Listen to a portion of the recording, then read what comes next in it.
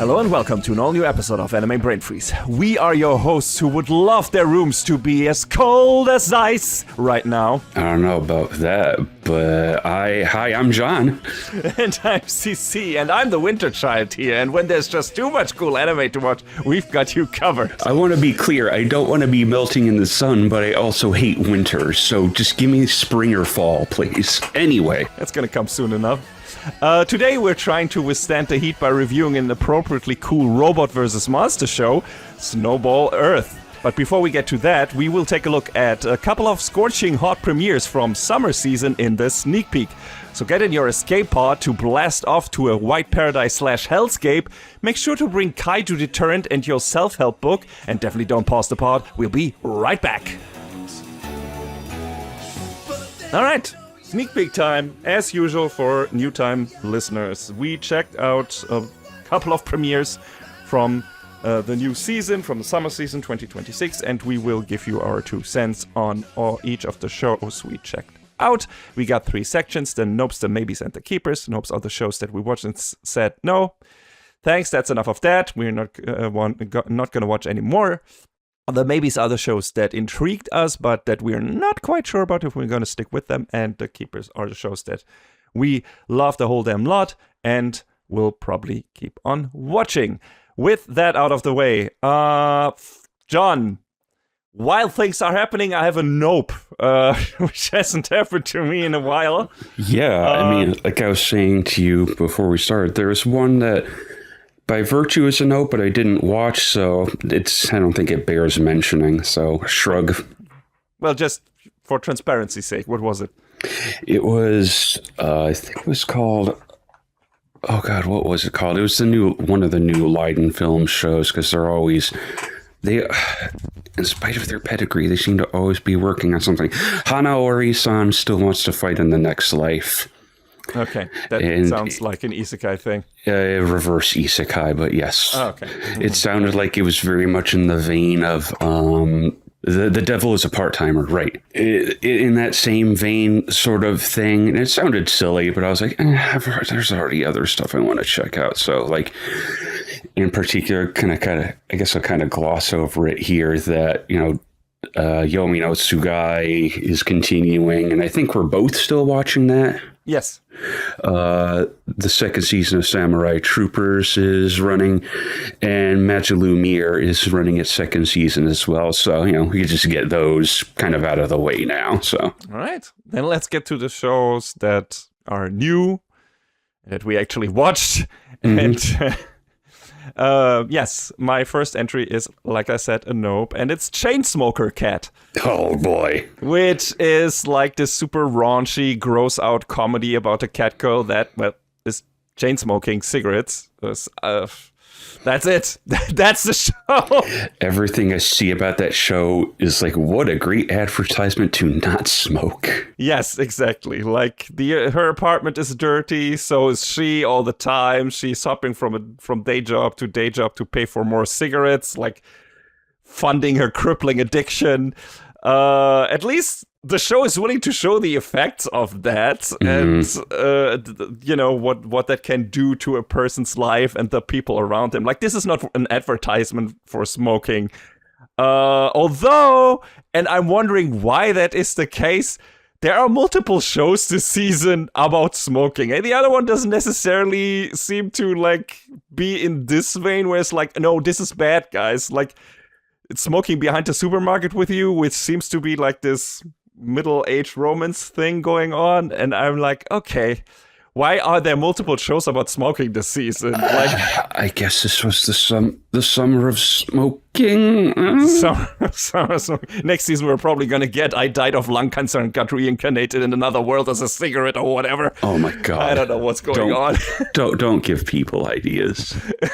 It's already there, John. It's already somewhere in someone's mind. They're drawing it, they're writing it on paper right now, or typing it into their Word doc, and it's like, here, boss, I got a great idea for the next season. We'll see. I hate it. But yeah, like, aside from all the puke and shit humor, there are some actually funny jokes in this. Like, Yanineko, so Chainsmoking Cat trying to half-heartedly quit and applying all of the nicotine patches she bought at the same time on her face. That's not it happens what must happen and what you expect, and that made me laugh. But it's just too depressing, man. Like, her sister's trying to help her, but this seems like a fruitless endeavor. Like, this feels like Welcome to the NHK with cat girls. I heard the second episode even introduces Heroin Cat. Huh? I can't. I don't need this. I don't want Welcome to the NHK with cat girls in my life right now. I don't need to watch this stuff. I need some positive things. And this, while it's funny in parts, even though it's super gross, is not for me this season. I'm sorry. Like, it looks gross, but while it's looking gross, it looks pretty good. The animation is really good. And, you know, it's funny, like I said, but it's so fucking depressing. And I guess the story is for her to get out of it, but also maybe she just won't. So we'll see. I won't. And I'll stay away from this one. Addiction is difficult to deal with, man. Yeah, absolutely. I know. I'm addicted to sugar. I think that's the takeaway from it. Yeah, absolutely. But yeah, that's it for the nopes, I guess, since the rest of the stuff that we have is maybes and keepers. So, John, why don't you tackle your first maybe? Iron Wok Jan. Yeah. Mm-hmm. So, I don't know. This one sort of caught my eye in a weird way. It was Food Wars before Food Wars. Like, apparently the manga for this started in 1995. So, this is an adaptation of... Oh my God, it's a 30-year-old, a relatively speaking older material, and younger than us. Not old, no, still younger than me. Younger than both. Yeah, that's true. I was getting confused in my head. Oh my God, my brain has been shattered lately. It looks pretty good. You know, it's got all the cooking stuff. It's got basically our main character walking into this restaurant in the first episode and be like, hey, I want you to make me some food. He eats it and says, you call this trash food? I'm going to show you what food fucking is. And he's got a massive chip on his shoulder about, you know, that food. Cooking is a contest. It's not about, you know, cooking with love or putting yourself into the dishes. You have to be the best. And in the second episode, we sort of start seeing why that is. But John has a troubled home life that we can see, and it seems like cooking is kind of an outlet for that, but he still is hyper competitive, and his father is like this very well-known cook, and he is going to this one restaurant of like this, I think he's like this one person that his father knew, to go there and get a job, and it's a whole thing, and it's, you know, the food all looks good like every cooking anime should. So I'm interested in seeing where it goes. You know, we'll see what happens with it, but it definitely feels 90s because you see John as a couple of times in the intro with listening to music with a Walkman. Yay. So it's actually the portrayal is actually period appropriate, which is like, oh, that's cool. Because they didn't update it then with smartphones and everything. Fuck Banana Fish. I won't let that go for that show. Like, it was not period appropriate. Like, I don't know why they did that. But yeah, no, it's interesting. And I could see myself continuing to watch and see where it goes from here. But yeah. The most important question, though, are there clothes flying off people's bodies when they eat the food? No, we don't do that in this show. I mean, the second episode, they humiliate a food critic, which is great. That's fine. Yeah. Sure. He's like, I charge 1,000,000 yen per plate to test your foods. And John and the daughter of the owner of the restaurant are like, why don't you try this out? And they're like killing him with kindness and freaking him out because he has this like golden palate, but he can't quite figure out what's in the food he gave them. And that freaks him out. Poison. No. And that freaks him out enough to be like, your establishment is garbage. And he just storms out of there, and who knows where that's going to lead. But interesting. And the intro does some cool stuff where it's like the characters are almost like standing in front of a projector, and you can see like pages from the manga flashing in front of / in back of them. So that's really cool too. Mm-hmm. That sounds like a fun time. It does. So it doesn't make you too hungry.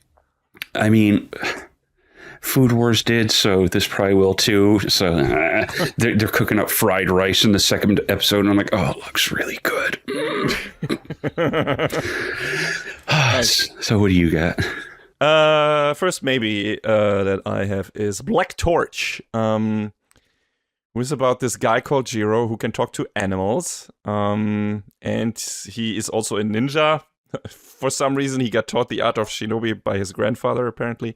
And one day, he picks up an injured black cat in the woods and nurses it back to health. And then it turns out that cat is not a cat at all, but a mononoke, a human-devouring specter, going by the name of Rago. And some sinister forces are after Rago, and he doesn't want to get Jiro involved, so he leaves. Jiro, of course, follows him. And gets impaled by one of the monsters hunting Rago. And then Rago decides to save Jiro's life and fuses with him, and they both dispose of the other Mononoke. Awesome song with lyrics included, a bit of Metal Gear Rising vibes. And yeah, then Jiro gets taken into custody by the Bureau of Espionage, who will make him work for them, I assume, and judging from the OP and the characters in it and so on. And yeah, good action. Of course, very basic setup, but I wouldn't mind a good simple action of this season, so we'll see where this goes. I've only watched one episode so far. But yeah, seems like a basic fun time. Let's see what this duo can do and where this will actually go. Seems like the other Mononoke are all just after Rago's power, and they are now really angry at him for debasing himself, fusing with a human, and so on. So we'll see where this goes. But yeah, so it looked good. Good fights, good action choreography, decent animation, and yeah, I liked it. So we'll see if I stick with it after like 2 or 3 episodes. What do you have next? I think I'm going to switch the order here, a couple of mine, because I feel like this one should probably be a maybe than a keeper, but... Okay. Magical Girl, Lyrical Nanoha, exceeds Gunblaze Vengeance. That's a long-ass title.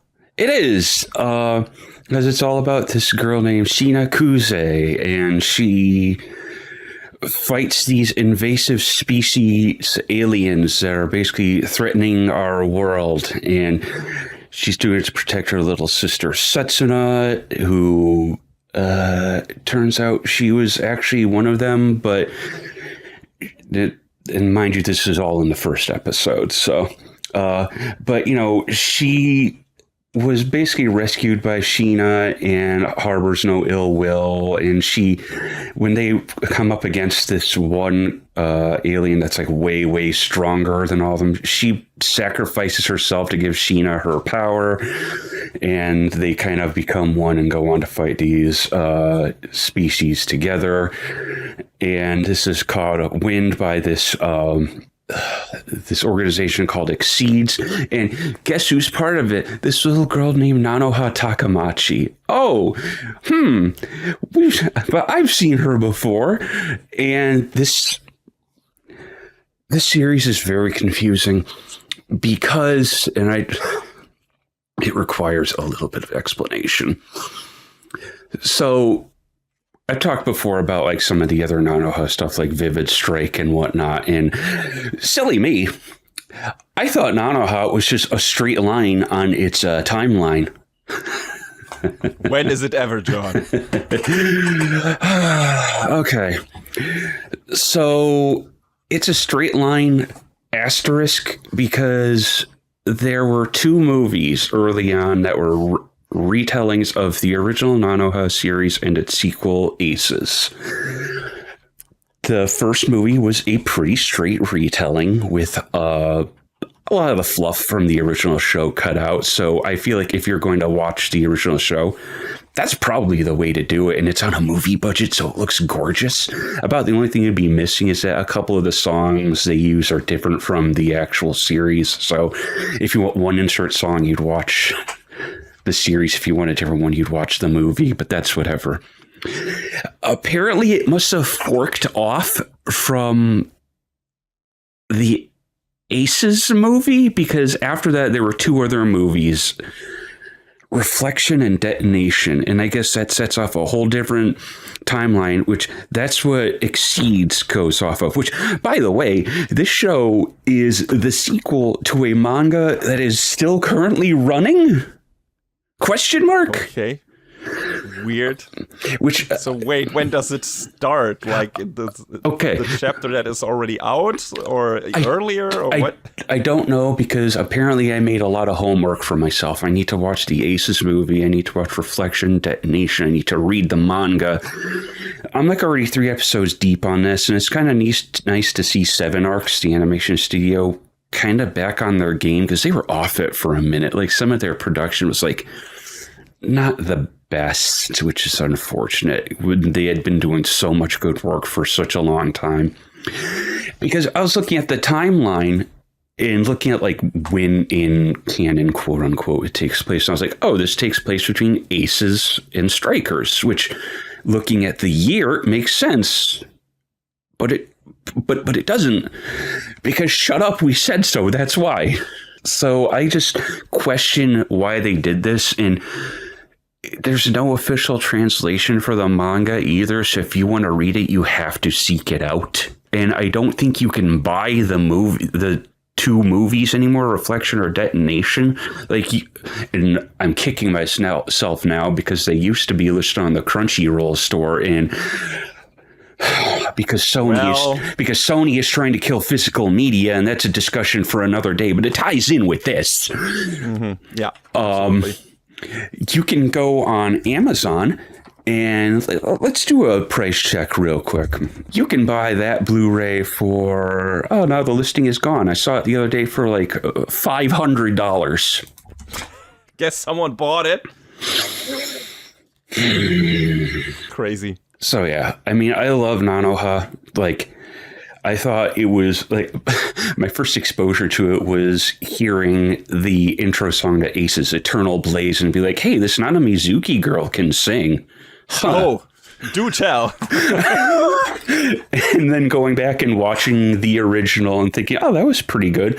Kind of weird in a couple of parts, but pretty good. Oh, Aces is awesome. Strikers is neat. And, went on from there. And you can see there's a direct line from Nanoha to Symphogear, like pretty much. So, I still love it. And I think I'm there.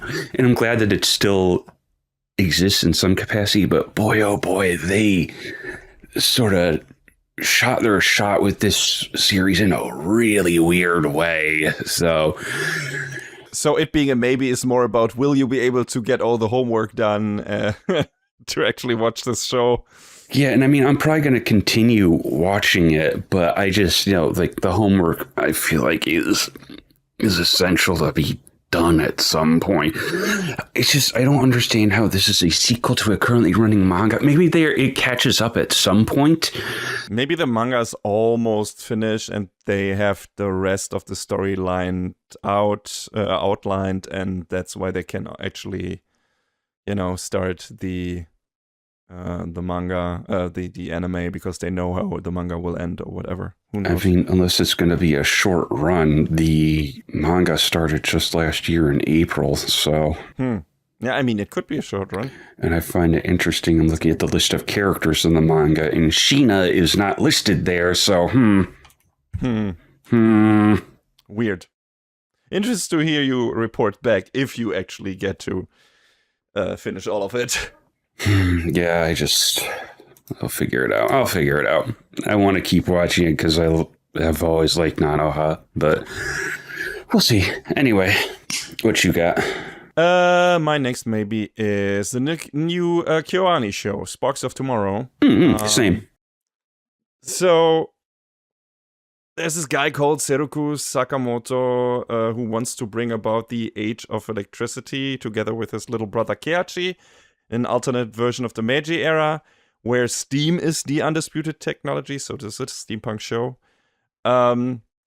Then he disappears to fight in a war and doesn't return and leaves Keiichi behind. And Keiichi is still very much trying to continue the legacy his brother left behind, but, he's fighting windmills, basically, kind of, because everything is now steam and nobody cares about electricity and whatever. And then he runs into this girl called Inako at a shrine, and Inako is good at believing things. That's called being naive. Yeah. But at least she believes in Keiichi and electricity, which nobody else seems to do. So they kind of befriend each other, I guess. And there's this guy called Yosuke Mizue, who's the heir to a giant company and is after this electrical catalog Keiichi's brother left behind. And I think he and his brother were friends in the past and tried to start the electricity thing together, if I'm not mistaken, in the flashback we see at the beginning of the show, if that was Yosuke. That seems to be the implication. I think so, yeah. And he is forcing a marriage between him and Inako's sister just to get his hands on that catalog because he was sure it was in her possession. And he wasn't wrong about that. But Inako's sister quickly slips it to Inako and tells her to bring it to Keiichi. So this first episode kind of ends on Yosuke party crashing Keiichi's and Inako's first look at the catalog. Which ends on a very funny note. I finally found you, my wife. Yeah. Hugging Keiichi while saying that. Not knowing saying my wife in English, no less. Yeah. So, I like I said, I've only watched the first episode. I don't know where the story is going yet. I assume this is going to be like this... I don't know if it's going to be a treasure hunt. It's probably going to be about to bring about like the age of electricity, which is what Keiichi's brother wanted. And I guess Yosuke wants that for himself. He probably sees the future in that as well, or he wants to stop it from existing so he can rule the steam market. I don't know what's gonna happen, and we're gonna throw the romance between Keiichi and Inako in there. So yeah, I don't know if you've watched further, John, than the first episode. I watched the next episode, and certain things happen, and there's certain details that to the catalog that might not be there. So. Oh, okay. So it is a treasure hunt. Yes. So they need to find the rest of the pages or something like that. Like I'm trying to say it without trying to outright say it because you haven't watched it yet. But that's fine. That's what I assumed, right? It's like, okay, they gotta, maybe the book is the clue, or they need to get some materials or devices to make this happen, and the catalog is the manual, but they have to go to different places in Japan or just Tokyo, I don't know. Or wherever they are, and just try to find everything to create a machine that will demonstrate the awesome power of electricity to the whole world, and then nobody can deny it, and so on. Make everything light up, even in a bigger scale than his brother did that one evening. So, yeah, something like that. It sounds interesting, and it's a KyoAni show, so it looks fucking gorgeous. Like, it's an understatement, of course, because their shows are always so super pretty, even when they're more cartoony. So, yeah. Yeah, some of the facial expressions in this show border on being really cartoony. Yes. But, you have that in Dragon Maid as well. But it's... That's true. Right? That's a very cartoony show, but it's a super pretty show. So, yeah. I love looking at this. I don't know if I super gel with the characters at the story yet. For that, I have to watch a couple more episodes. But it was definitely one of those where it's like, okay, KyoAni show. the setup is interesting, the setting is interesting, and the characters could grow on me. So we'll see where this goes. And that's the state I'm currently in. Yeah, I'm not 100% on it yet either, but it does look beautiful. And it's hard to look away from something that and it's a self-contained story. Like, I guess it was a single light novel. So okay, as far as I understand, this is probably going to be the complete story. Cool. That's a big plus. Like if that's like a 12, 24 episode season and we're done with the entire light novel, that could be a nice breezy watch. Yeah, it looks like it's slated for one. It looks like it's slated for 13, so it's entirely possible we could get the whole story in that, depending, you know. Yeah. All right. Yeah. Let's see. Like I said, I'm gonna watch another 1 or 2 episodes until I decide. John, what is your next and I assume last, maybe? That was it, actually. Oh, that was it. Okay, then I have to do another one. Yeah, I miscounted, right? Because this was one of yours as well. So I kind of switched at the last second with Nanoha. So okay, all right.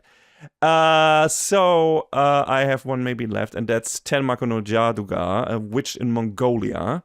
The other Science Saru show this season. We're going to talk about the big one in the next segment.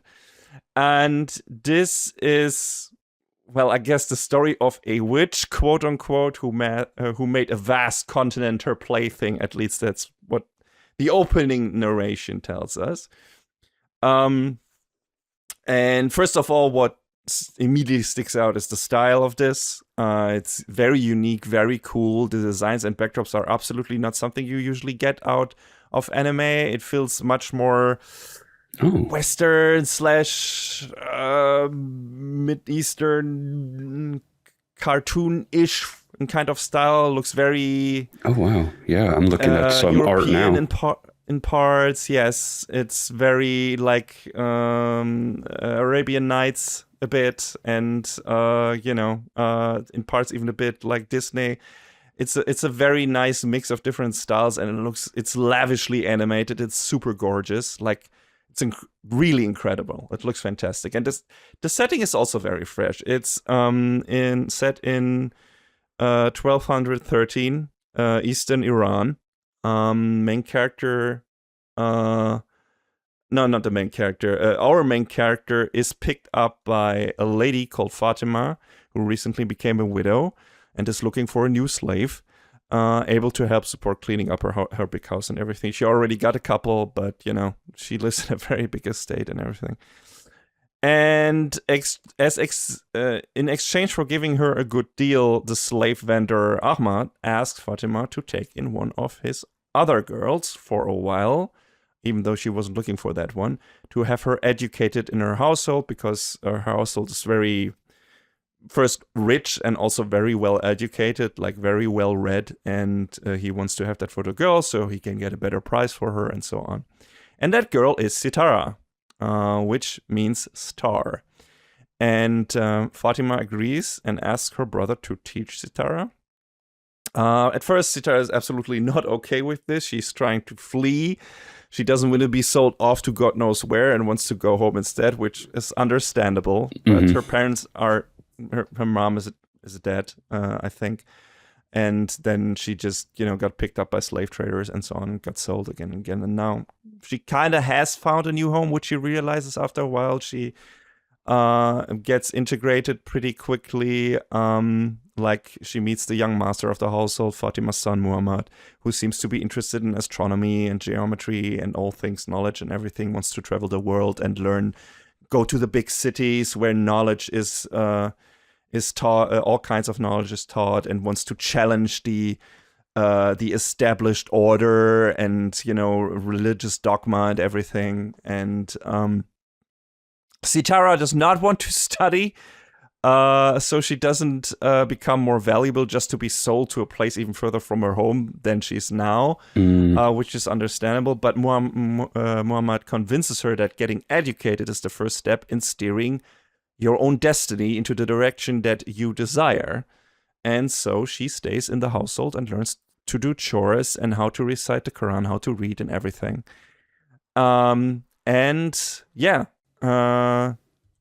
This really does sound unique. It is very unique. And then Muhammad decides to travel to a variety of cities, like I said. And it's a very foreboding message at the end of the episode, like this was the last time these two people saw each other in person. But he says in order to teach her to read, he's going to write her a letter regularly to read to his mom. And then we have a time jump 8 years later. And then the militia of that town gets defeated and the city gets taken over by the Mongol horde, namely the sons of Genghis Khan. And shit goes really badly, like really, really badly. And as you can imagine, Sitara is abducted and everything and taken to other. But there are some things resulting from that, that she is like very, after being in a state of, oh, fuck everything, I might as well kill myself, she decides that she is gonna use the knowledge she's gained and uses her unassuming position as a woman and everything to, well, it seems like it's not been outright stated yet, but it seems this is gonna be a revenge mission for her. Her main goal is to get back a book that the horde, the Mongols were after. I'll probably go into more detail on that when I do an actual review, because it's really sad why they actually went to town and ransacked it, what the reason was that they wanted this book. But her main goal is to get this book back because it was a book very important to her, to Fatima, the woman who bought her and basically became her surrogate mom after a while. And that's her main mission. And I assume this is going to be about her manipulating everyone around her, hence the witch, right, part, and trying to get that book back. And probably she's going to bring misfortune to a bunch of people who deserve it. So this is going to be very interesting. And the style alone would be reason enough to watch this because it's so unique. It's definitely one of those where it's like, of course, this would come from Science Saru because a lot of their shows have a very unique style. They go a lot more cartoony than a lot of other studios do that do shows that are not necessarily geared towards kids. And they do these shows, but they still choose a very kid-friendly style, quote unquote. So that's pretty cool. Yeah, I don't think I've watched a whole lot of their stuff, but from what I've seen, like, they seem to be able to just turn on a dime to different styles, and it's really impressive. Yes, and also it's always really, like, they seem to get a grasp on how to streamline certain designs, but how to make them work in a really, make them look really distinctive and also animate really well. Like have them really, they make really good use of squash and stretch, like the most basic techniques and stuff like that, but to the like biggest effect. And yeah, so the look of the show is fantastic, and something that you will, it's worth checking it out for that alone. The story is also, the setup is really interesting. The reason why it's still a maybe, bordering on a keeper, is I'm not quite sure where it's going entirely yet. I've watched 3 episodes, so I'm probably gonna stick with it unless there's like this big weird swerve. But it's I'm not quite sure what the actual mission is gonna be, aside from I'm gonna get that book back. Like, how is she actually gonna do it? Who is she going to manipulate? Or is she even going to manipulate people? Or is she just going to be there at the right time? Is she going to get involved in military affairs or whatever? We'll see. It's super interesting, but it's also, at least in the beginning, like very harsh in moments. Like, you know, of course, slavery is a topic. It's not treated as, you know, superficially and problematic as in other anime I've talked about or we've talked about. It's kept very realistic in certain parts and doesn't try to make it look better than it is. Oh, that's a good thing. Like something else. Please don't sugarcoat these things. Yeah, and there are definitely some very harsh moments in the second or third episode that will stick with you. So yeah, be prepared for that. But I think it's worth checking out anyway, because of the look and probably also because of the story, but we'll see. if I'll stick with it, I'll probably talk about it at least in the Quick and Dead on the road.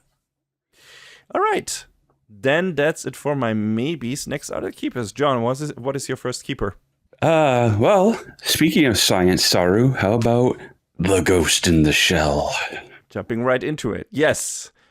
What you say? We already had so many Ghost in the Shell shows and adaptations. Yes, that is true. But for some reason, they never adapted the original manga. I think they did in the original movie, and this is like a more in-depth telling of that. Yes, but I don't mean in terms of purely story. I mean in terms of style. Because if you watch the original Ghost in the Shell movie by Mamoru Oshii, that is a very serious, very dark, very movie of its time. And if you watch that movie and this show back to back, you will get whiplash. Because this is a very, I mean, there's still harsh moments in there and everything, and social criticism and everything. But it's a very goofy show. Like, it's, again, we talked about Science Saru style before. It's much more cartoony. Like, it's a very comic booky style that they're using in this. While the old Ghost in the Shell movie and the second one and Ghost in the Shell standalone complex, very popular TV show, they all had a pretty realistic style. This does not. I mean, I still do like the style of standalone complex. Yeah, me too. But then you look at this and it's like, this is much more cartoony, comic booky, and the way some of the characters are portrayed in this, like, it just feels a lot more wacky and a lot more funny and probably a little more realistic compared to how serious the tone is in like every other adaptation. Yeah, maybe. Like, they're just this ragtag band of, I guess, professionals. Quote unquote. Yeah, but they're also really goofy at times, and they like to make jokes and fuck around and everything. And especially the main character, the Major Kusanagi, Motoko Kusanagi, also always very serious person in the other adaptation, kinda mostly, and in this she's just like this gremlin. Yeah, who's just like likes to antagonize her superiors all the time and everything, and her teammates and stuff like that. But they can also give back as good as they can take. So it's fun. It's just a very fun dynamic between all of these characters. The Komas, the little robots, are cuter than ever. The action is frantically paced, fantastic production values, great color palette, and the cartoony style of the manga original really suits Science Saru's loose animation style. I think they were the absolutely perfect choice for this. Oh yeah, for sure. There's a really goofy moment in the second episode where they're talking with Aramaki about something, and Bato walks in and he's like, "Hey, I saw the old guy's car outside and I planted some fireworks in it." And it goes boom. And Motoko's like, "Oh my god, why did you?" And Aramaki just goes riding away on a scooter instead. It's like, "Yeah, I saw that one coming." It's like, Jesus Christ, what do you mean? Adapting, yeah, they're fucking around with each other more. I feel like also in this version, the rest of the team is rather working for the Major than everyone working for Aramaki. It feels like the power structure is a lot different than it was in the old movie and even in Standalone Complex. It's like all of them, like Aramaki was definitely saying what's gonna happen and what's what and everything. And here it feels like the Major has a lot more initiative, even outside the mission. Like, she says a lot of what has to happen and everything, and a lot of the stuff they do and that they investigate comes from her initiative and everything. So, yeah. Which Ghost in the Shell incarnations did you watch, John, aside from Standalone Complex? Oh, I think I watched. Well, obviously I watched those. I think it was Arise. Yeah, is that the newest one, or did they do something after Arise? I think it's the newest. Before this, I mean. I think that was the newest. I think.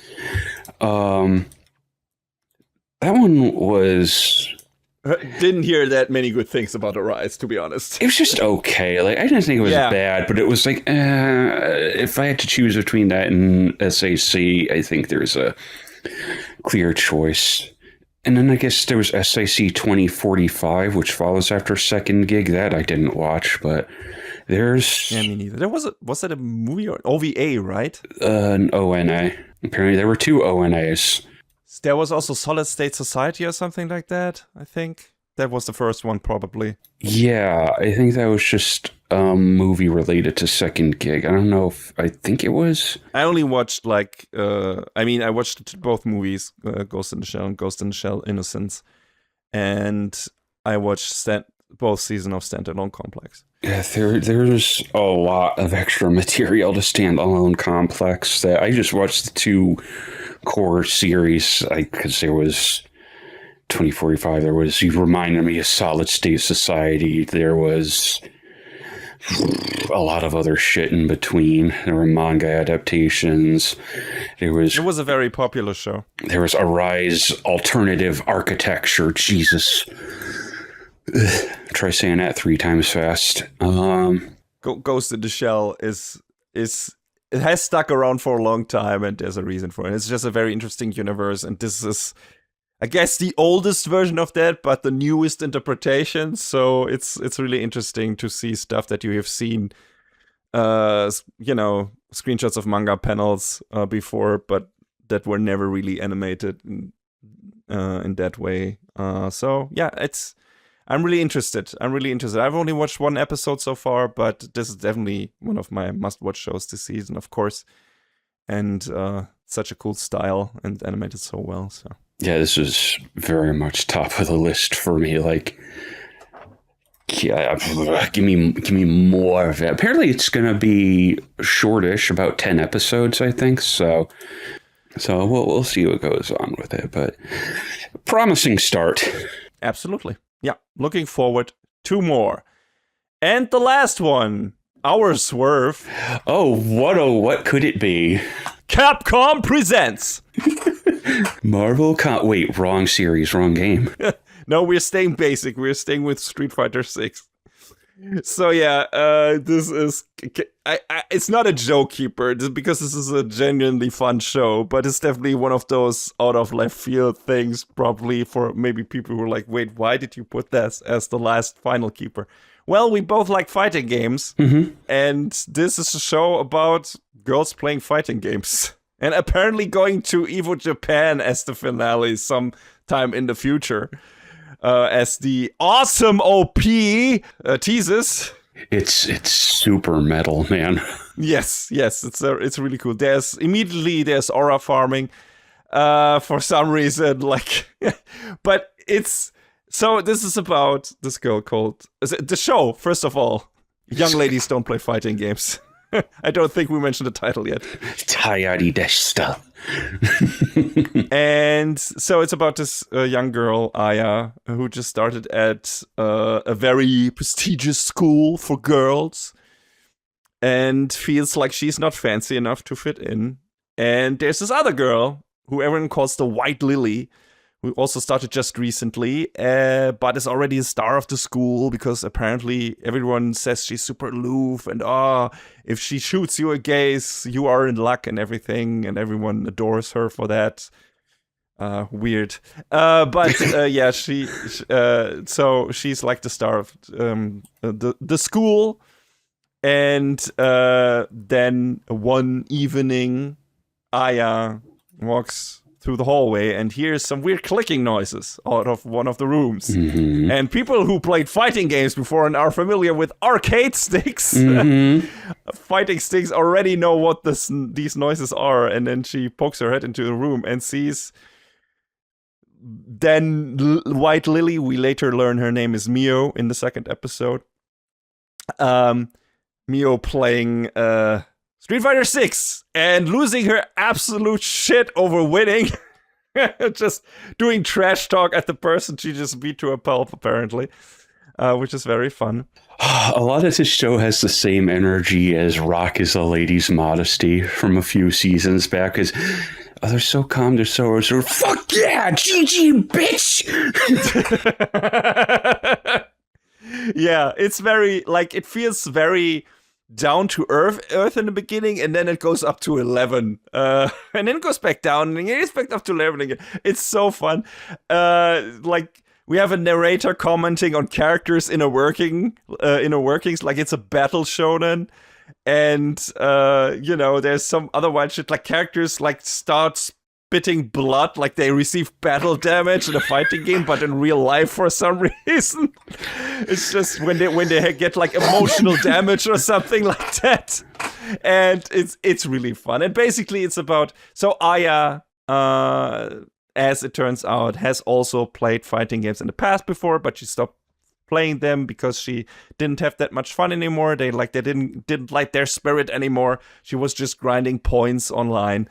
So she stopped, and she decided to do something, do the complete opposite. Like she says, the realm of savagery furthest from what a young lady should be is fighting games. Glad we agree, young boys too, though.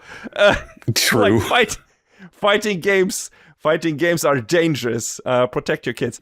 I found it really funny that the show had to do a special disclaimer at the bottom, though, when she said that. It's like, in her opinion, we still want, this is still an advertisement for our fighting game. We can't ever just say that and leave that uncommented.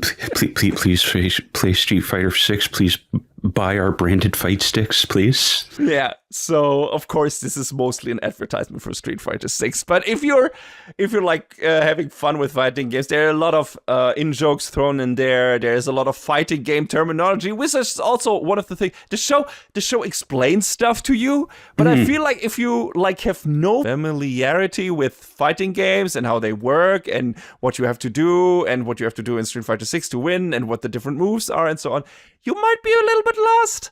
Like, I feel they do some very basic legwork in the beginning, like when characters throw some weird terminology in there and try to explain it to you, but not for all of it. And a lot of that show is just you watching two anime girls playing fighting games, and then you get real footage from people basically playing Street Fighter 6 against each other. Like, it's a screen recording of a Street Fighter 6 match. I mean, so the interesting thing about this is apparently the game has been updated with each adaptation, because there was, the original manga, and I think the game in there was some like mix between like Street Fighter 4 and a couple other things. Like, it was legally distinct, but people were looking at it and be like, oh, you can see elements from X, Y, and Z in there. Interesting. And then Capcom stepped in for the anime edition, said, no. The live-action adaptation a few years back used Street Fighter 5, and now we're at Street Fighter 6. Interesting. So they have to finish this adaptation before Street Fighter 7 comes out. So when the next adaptation comes out in whatever year, maybe it'll be Street Fighter 8, 9, Alpha 4, EX5. As if we're ever going to get another Street Fighter Alpha game. Come on, John. Shut up. Let me dream. Yeah. But, man, when they threw out focus attack dash cancel, I felt like I was hit by a nuclear bomb. I was like, Jesus, I haven't thought about trying to do an FADC in 15 years. God. Yeah, it's fun. Like, I mean, mostly the show is about Street Fighter 6, but they also bring up a bit. Sometimes they also brought up Street Fighter 4 and so on. And because Aya got her start with that, she played that when she was in elementary school together with the boys. And it was like the first hobby that she got really interested in and everything. And, so there's a lot of nostalgia for it. But like I said before, she kind of wants to get away from that because she hasn't felt the fire anymore. But when she fights Mio, that fire kind of comes back. And also added into that is some huge amounts of Yuri baiting, where it's just like in every episode, it's like they're basically about to do the deed. Like, especially in the second one, they Yeah. do a whole fucking joke, make a whole fucking joke about that, where they try, because gaming is forbidden in the school dorms. They're not allowed, so they have to do all of this in secret, up to the point of when they get discovered, playing in the room, or almost get discovered. They jump through to a glass window. It's just one of the most what the fuck moments, with a nice epitaph. But it's so they also need to find places where they can play, and they try to play in Aya's room, but she has another roommate, and she tells her like, "Hey, can you stay in Mio's room for the night?" And she looks at them and she's like, "Wait, what are you?" Okay, all right. I don't understand. All love is equal. Love comes in all shapes and sizes. I gotta go back to that tweet you shared with us about how this is listed with the Yuri tag, and then this person was like, "There is no love in a room with a Juri main, Ryu main, Kami main, and Ken main. That is hatred.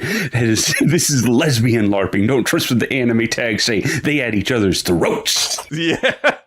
And that's probably bound to happen because there's going to be more girls thrown in the mix. At least we're going to have at least 4, I think, if not 5. And then apparently they have to fight guys at Evo Japan. Because for girls, this is still a niche hobby. So this is going to be interesting. It's probably just going to be basically a sports anime. For which I immediately, of course, my ears perked up. An esports anime. Yes, exactly. It's an esports anime. And so we're going to have this, we're going to have some interesting stuff. We're going to learn interesting stuff about these characters. We already learned a lot about Aya, and we're going to probably learn more about Mio and her upbringing, and why she got so into fighting games and everything. And then we're going to see the other characters. We're going to see some cool matches and have it all emphasized with anime aesthetics, which is cool. And then we're going to have a tournament probably at the end of it. So it doesn't matter that this is all an advertisement, because it's just a fun time. It's a good mix of humor, of, simulated fighting action, and some good, some nice bits of character development, a bit of, like I said, a romance teasing and everything. So we'll see where that goes. Hopefully none of the girls drown in the pools. I'd hate to see that happen. What? Oh, in the pools. Sorry, I was like, what? Not the water pools, the pools trying to get into the tournament. They're probably going to hit top 8, all of them. They say trying to get into top 8. You don't want to drown amongst everyone else. Yeah, we'll see. But yeah, this is it's one of those weird niche, this is a show just for us. And I mean, not just for us, but specifically like for us and cater to our interests. And it's like, okay, I want to see where this goes. And that's why it's a keeper. It's definitely not the best show this season. I would be surprised. Like, we should probably have put up Ghost in the Shell as the last one, but I feel very strongly about this one. I had a lot of fun watching this. I also yesterday had some friends over who are also into fighting games, and they hadn't seen the first episode yet, and I hadn't seen the second episode yet, and we watched both together, and we were laughing a lot. So it's just, if you've played fighting games before, if you are currently playing Street Fighter 6, if you play any other fighting game, you will probably get some enjoyment out of this, or maybe a lot. So I know both of us did, apparently. So I want to see where this goes, and I'm happy that it's based on a manga, and which is apparently finished. So we're gonna have probably a proper ending to this, and it's also well animated. Like, of course, there's not that much, action animation going on, because the action is actually, recorded Street Fighter matches. But the character faces and everything are good, and you have some wacky stuff happening and everything, and the character designs are good and pretty and stuff. So I mean, Dio Media does some good work, so this was, hopefully they'll be able to carry this one on the scenes in between the fights. And like I said, the OP is absolute fire. Like, it's probably my favorite OP this season, next to the Ghost in the Shell OP. So it's really cool. And the Jaadugar OP is also really nice. We have some really good OPs this season. Yeah, like I said, the one for Wok Jan is pretty good too. Yeah. So Yeah, even the Chainsmoker Cat's OP was pretty good. Oh, that's right. Yeah, the new OP and ending for Yomi no Tsugai are also really good too. So, well, there you go. This is a good season for your Anna songs. Yeah, absolutely. So, yes, but that's it for the sneak peek. A wild array of shows, a very colorful mix of shows this time around. Like, I feel like most of these are not like the others. So, that's gonna keep things varied and interesting, and we'll see which of these will return as for reviews for the next season. But hey, speaking of reviews, we have not that many this season. We have 2 for you, 2 full ones, and yeah, we're gonna get to the first one in a couple of seconds.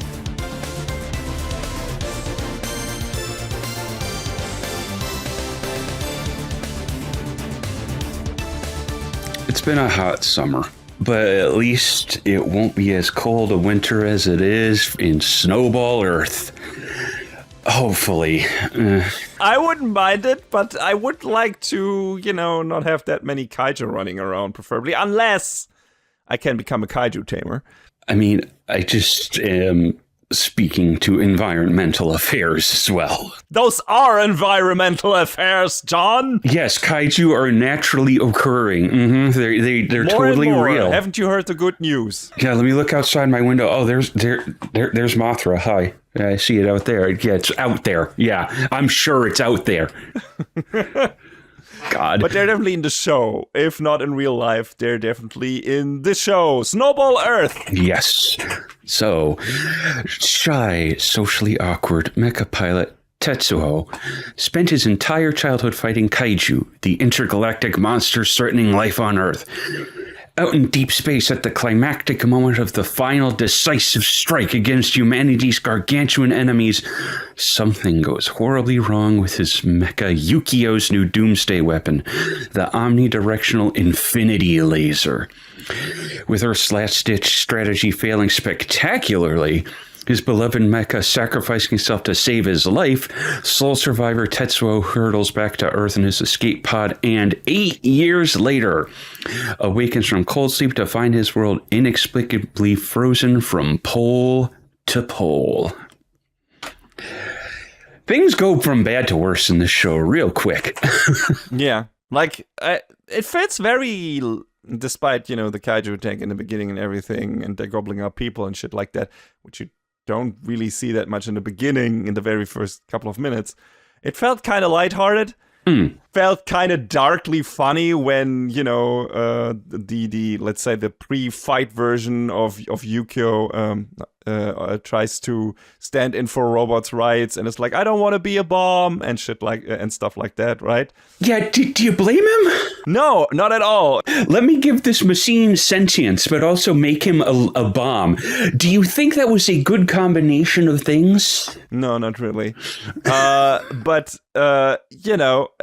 it still felt kind of like funny in tone. Like it didn't take itself too seriously in that moment. Then, Tetsuo, when he's still 9 years old, gets into the cockpit of Yukio and they kill all the kaiju. He becomes the savior of humanity, basically, the savior of Earth. And then we have this scene in space where it's like everyone is really relaxed. And it's like, oh, there are all the kaiju. We're going to activate the laser. Like they think that they have this win in the bag. And then... I mean, why wouldn't they think that? But... Yes, exactly. And then something goes really wrong. And even that moment when they realize that the laser, is not working, they're like, whoops, what is going on? And it doesn't look like they're super scared in that moment. It feels funny because the tone before it is so lighthearted.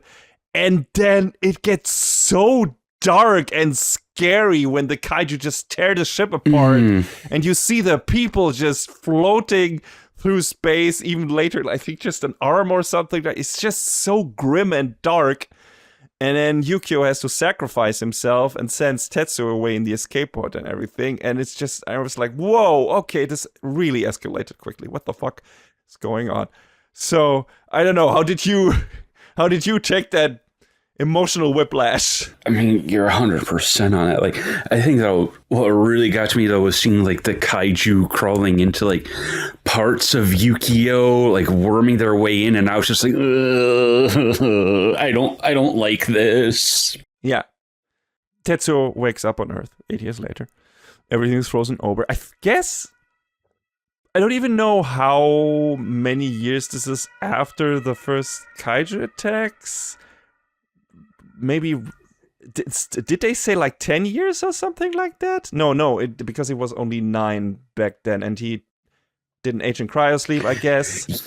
Okay, so it was 10 years after the initial incident when he got into the robot that they went to take part in this quote-unquote final battle, and then another 8 years after. So, yes. And the attack starts in 2025. Oh no, we're overdue. Yeah, and okay. So he tries to get his bearings, tries to find what's going on and everything. Stumbles into another kaiju, has a fucking excavator battle with it, which is super cool. Mm-hmm. First of all, soundtrack is super good of this. It's done by Hiroaki Tsutsumi, who did Dr. Stone and Jujutsu Kaisen, and Tatsuya Kato, who did Dr. Stone Food Wasn't Free, and Yuki Kanesaka, who did Dr. Stone and Ghost in the Shell 2026. So we got some great talent on the music all around. Yeah, absolutely. Basically, the Dr. Stone crew is great. And that was the first thing I was thinking of. Oh, is this the Dr. Stone guys? Because is that the same team? Because that soundtrack sounded very familiar to that in a way, like in terms of in the hero or heroic moments, right? When the fate is turned around or whatever, everything is grim and then something good happens and everything. There are a lot of moments of like this in Dr. Stone when there's like a discovery made or the invention works or stuff like that. And it kind of felt like that in terms of what they were using in terms of melodies and everything. So really cool. Sticking with the presentation, this is a mixed CG 2D animation show. Yeah, it's like mainly CG, but there is a lot of 2D sprinkled in. Yeah, especially like in some pivotal moments, action moments, I guess. There's a moment in the second episode where like Tetsuo dashes forward to get the attention of a kaiju to distract them from other people, and that is definitely 2D animated when he like dashes into the screen. That is not CG. And some moments where facial animation is very important and needs to be extra detailed and stuff like that. But outside of that, all the main characters definitely are CG, and of course mechs and everything are CG. The kaiju are CG and stuff like that. There are only some very few moments that are 2D animated to emphasize certain moments. And the facial animations on Tetsuo's CG model are pretty good. But his body animations are a bit stiff at times. Yeah, they can be.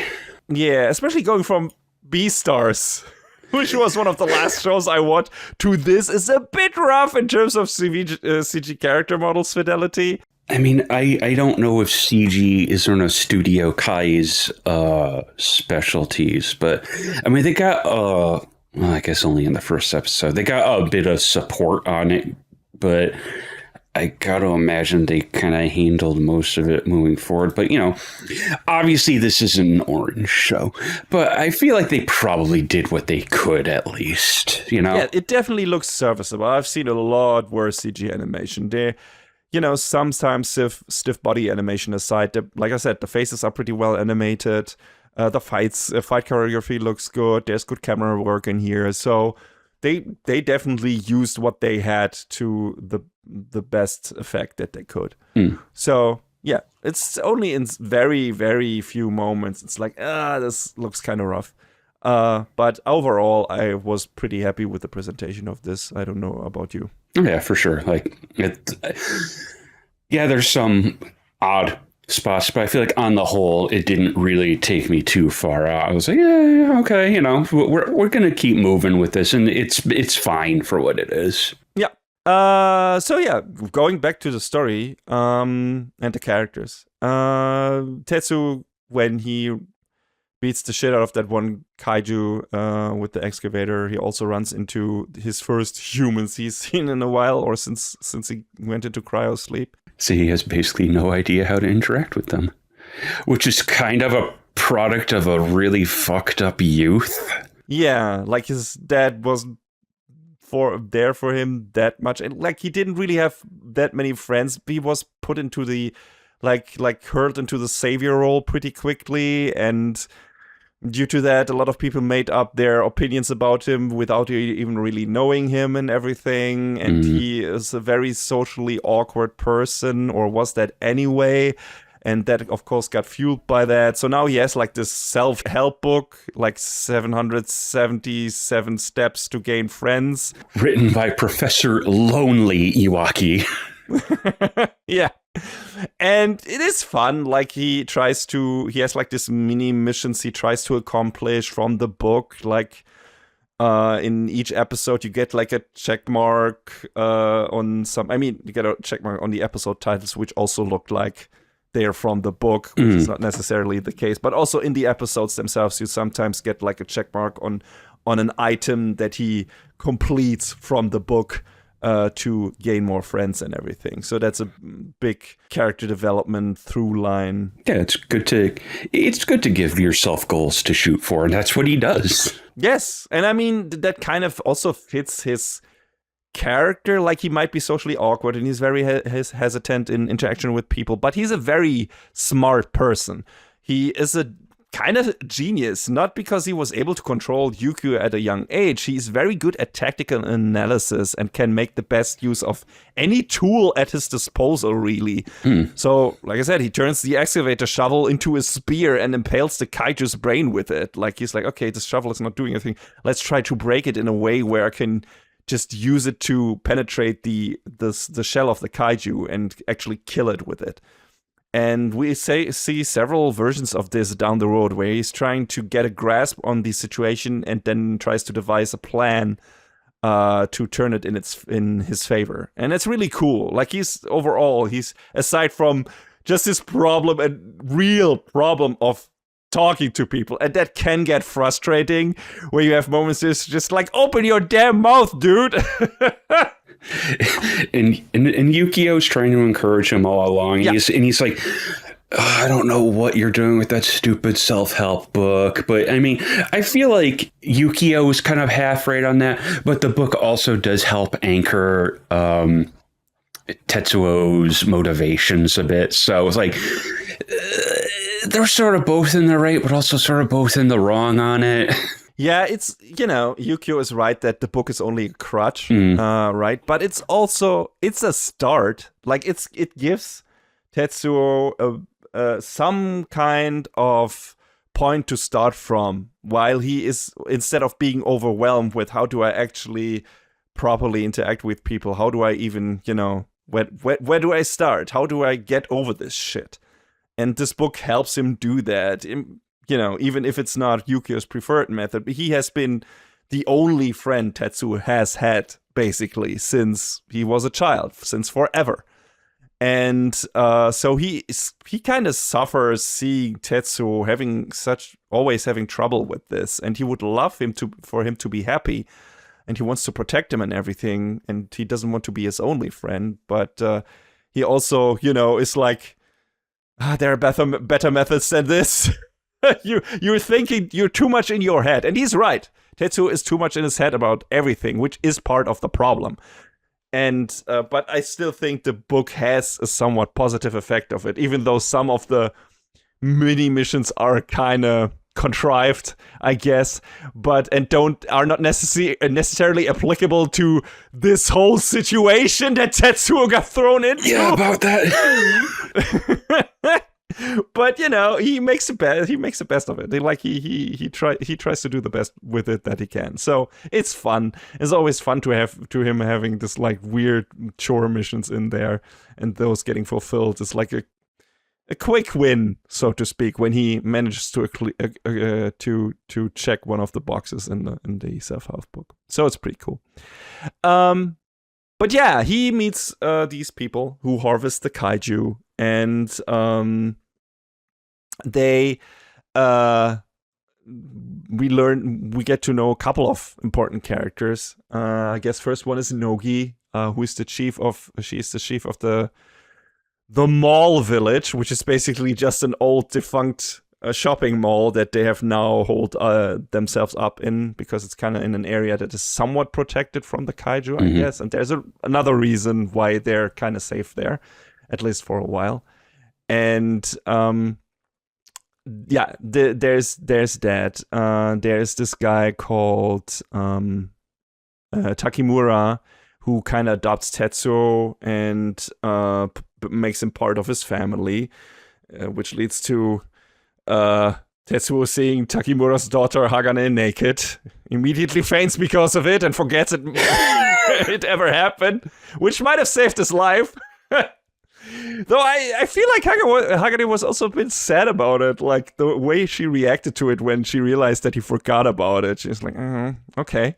I don't know, maybe, or she was just like, do I buy that? I don't know. Her reaction was a bit weird. And I don't know where they're gonna go with this. Obviously, it's like, okay, we have Nogi on the one side, who is like this very cool girl, and she has a very special thing going on, which we'll talk about a bit a bit later. But she's also kind of very cute, really loves pineapples for some reason. And then we have Hagane on the other side, who is, I guess, like, you know, with the naked thing in the beginning, you would assume, okay, the show is positioning her as becoming his main romantic interest, maybe, but also, I don't know, maybe she's just supposed to be his sister now because he gets adapted into this family. I'm not sure what they're gonna do with that yet. It's not super clear. I was just stuck because, his name is Tetsuo and her name is Hagane. So iron and steel. Oh God, how did I not put that together? Okay. We'll see. I don't know what Nogi is, if that is also metal related. That is a good question, actually. But also that could make sense if they would just become now brother and sister in this new family that Tetsu got adopted in. That one is iron and one is steel. So whatever. We'll see where this goes down the road in the coming seasons. But so far it feels like Hagane is more the sister character. And Nogi might become the romantic interest down the road, if they even do that, which is not clear at all. But yeah, I don't know if that's what they're shooting for at the moment, but exactly. But I can see that also happening, like the way they do this, because, you know, that can also be a human relationship, and this show is also about all different kinds of human relationships and making all kinds of friends and everything. So. We'll see. It could be that, but it's not clear yet. But yeah, we have a very important moment that not really a spoiler, because, and I feel like we should go into spoilers at the end of this review, because otherwise we're gonna have to skip on one of the more interesting aspects of this. But it turns out in the second episode already, I think, or in the third, that Yukio backed up his consciousness into the snowflake escape pod, and he returns to Tetsuo and saves him from a kaiju, which is an awesome scene. And Tetsuo wasn't the only one tearing up when his friend returned, let me tell you that. Music by the three people I mentioned before worked really well there. Really, really nice. And they beat the kaiju, and then now Yukio is kind of back in his old egg-shaped form. Like, he has had different stages in the past of being a battle robot, like first egg-ish and then more bulky, and then at the very end he was like this huge super robot, giant fighting robot form. And the show is probably going to be about him upgrading several times over the course of the show and getting back all his power, Metroid style. And that's cool. Like, that already happens in like the big fight, like which makes up pretty much the entire second half of the show, of this season. He upgrades there at the end and gets a cool new weapon and everything. So it's nice, and I expect a lot more of that to happen in the coming seasons. If there is this, John, is this based on a manga or is this an anime original? This is a manga, and the manga is still running as far as I understand. The last volume of it released in April, so... How many volumes do we have? 11 at the moment. Okay, so they got a bit of things, a bit of material to go. Who animated this? Satellite?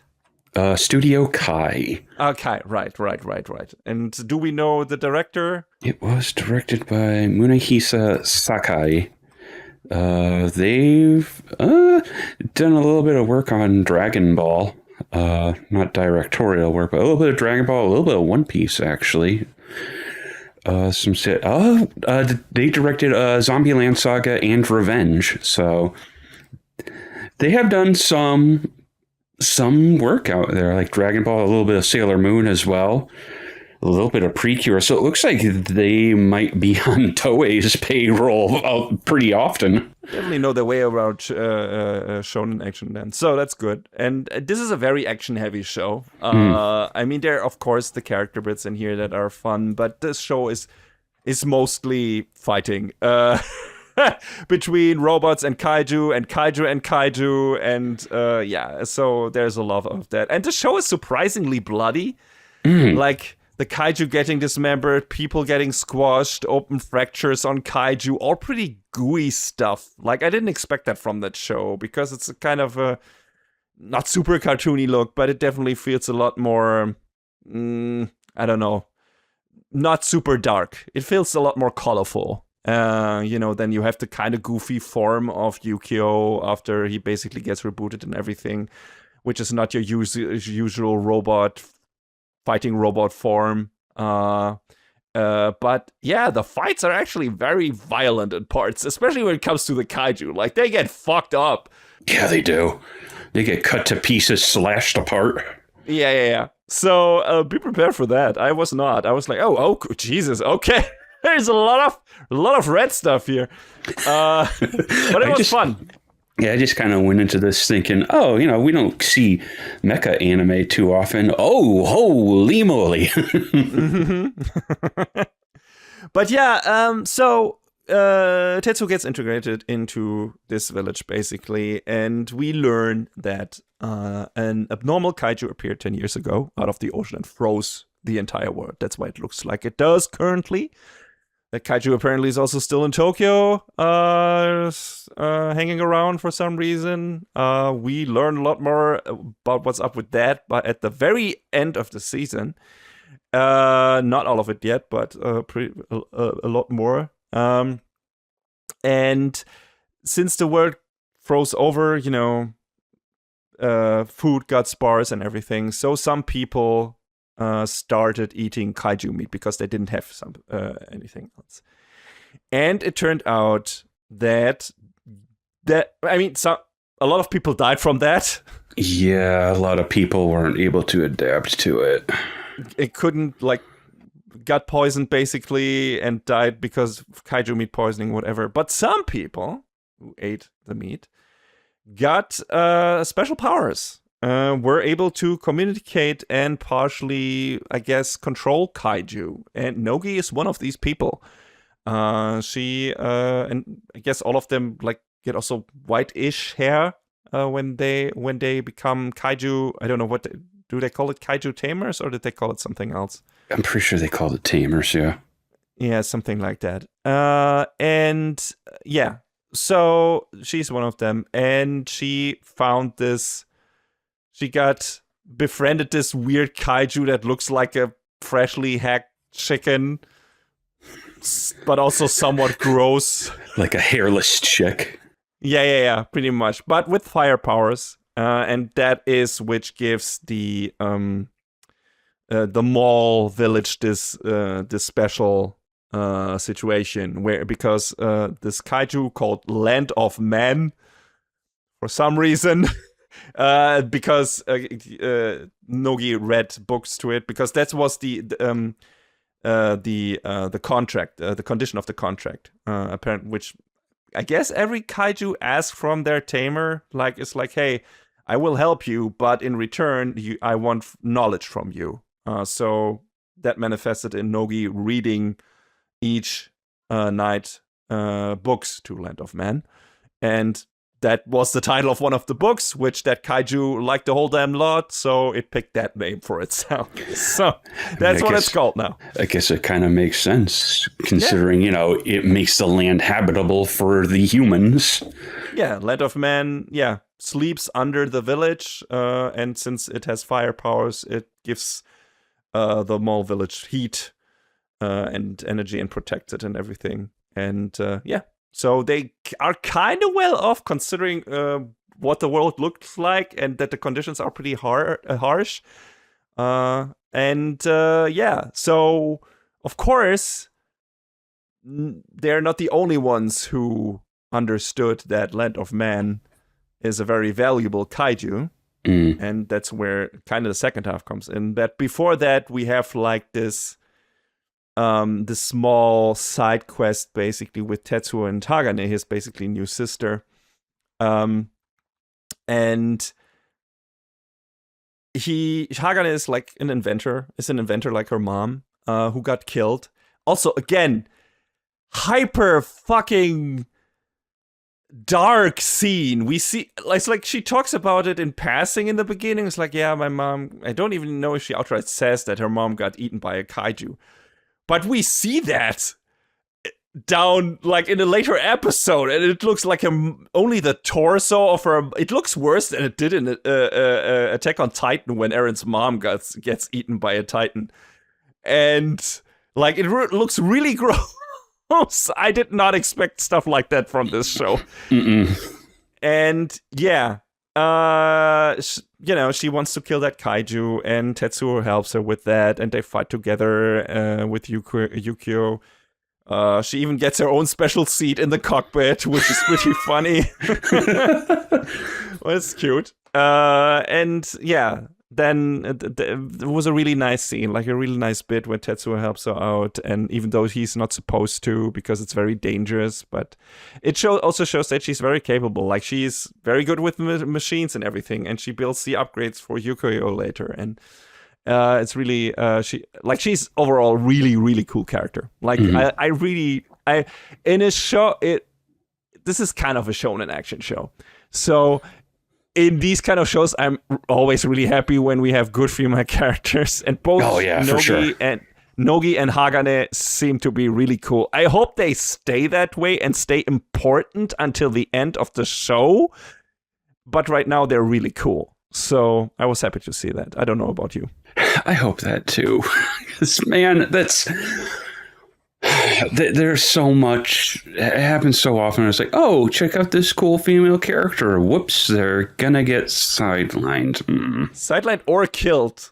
Like in Jujutsu Kaisen, for example. I mean, it's not confirmed yet that Nobara is dead, and she might still be alive. I mean, I would rather sidelined than killed. Yes, of course. But sideline also still sucks.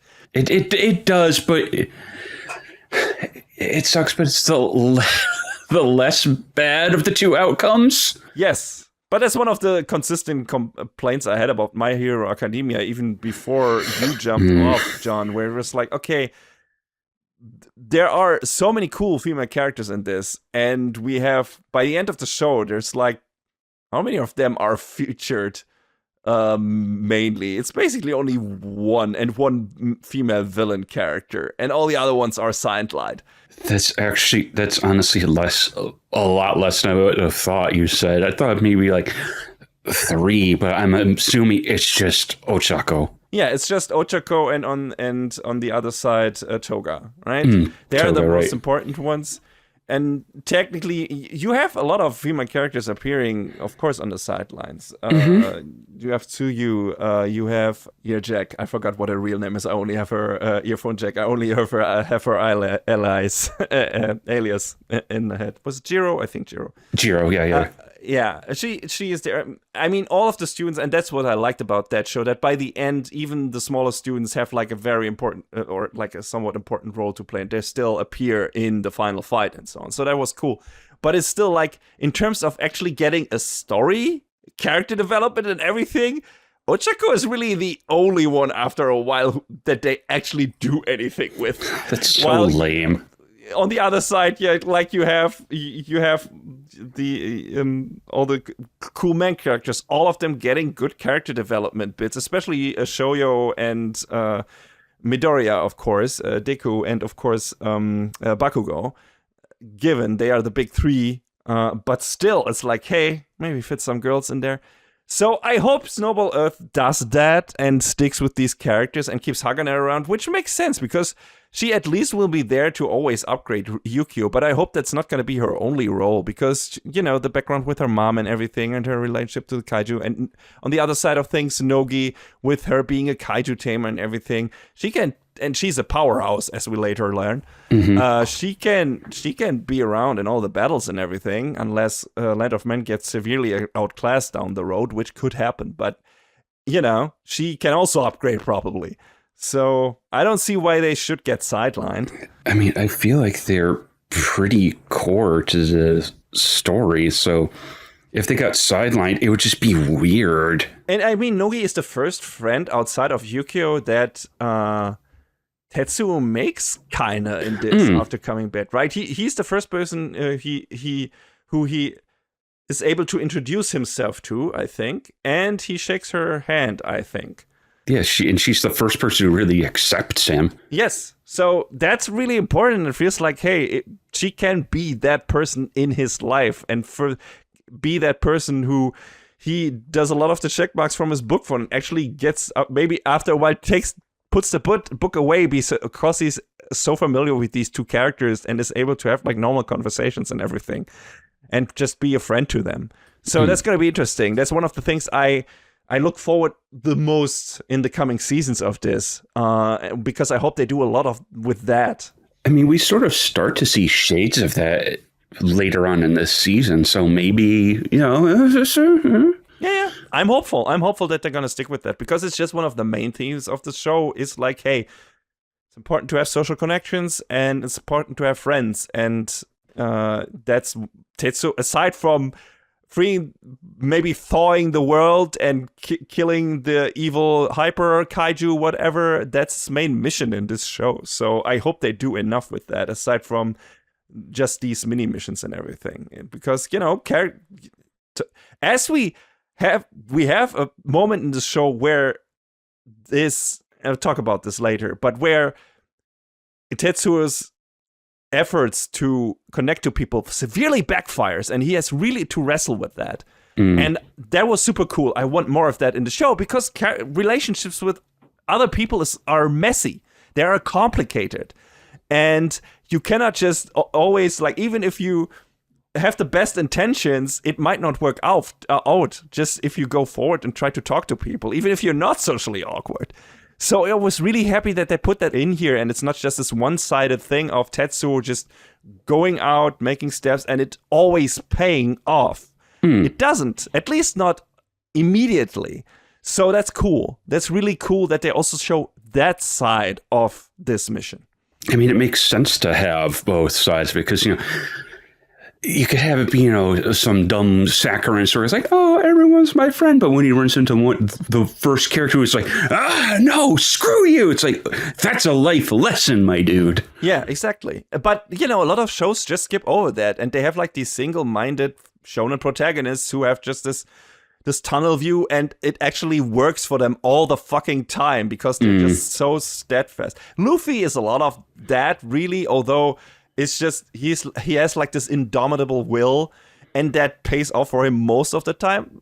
Very few moments it backfires, kind of, because he goes into things not really making a plan, and that sometimes backfires, but mostly he succeeds.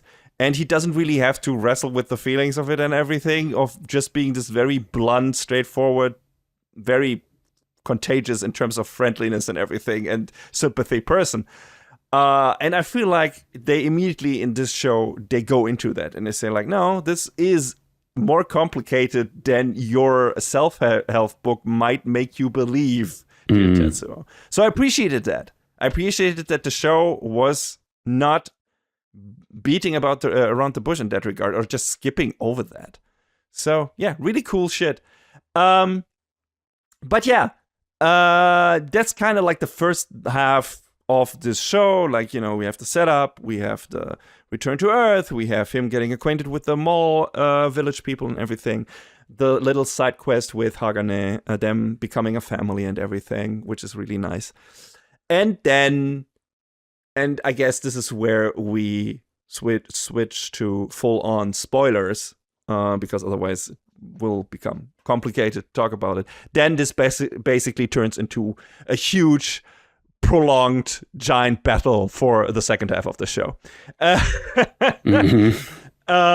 So there is this guy that gets introduced called Colonel Sagami and his group of gifted children. And they belong to this splinter group of the organization that Tetsuo and Yukio fought for. Erde, Earth, in German, of course. Is that what it... God damn... Yes, that's what it is. How am I not putting these things together? I mean, it's spelled differently. Like, there's a dash between the E and the RDE, but I thought it stood for something, and I just didn't bother to look it up, and I just sort of was like, oh, okay. It's an abbreviation, right? It's an acronym for something. They say it at some point. I don't know what it was, like something blah blah blah, Earth Defense, some kind of Earth Defense Force thing. It's definitely that, but also if you just put the letters together, it just spells Earth in German. Jesus Christ. So that was fun. But yeah, so there's also this splinter group that was created by this Colonel Sagami that is called Vierde. And what does that mean? Not really anything. Oh, okay. I am not... There's not... It was a little less clever. I guess it's just this. Yeah, maybe the VI in front of it states something for, I don't know.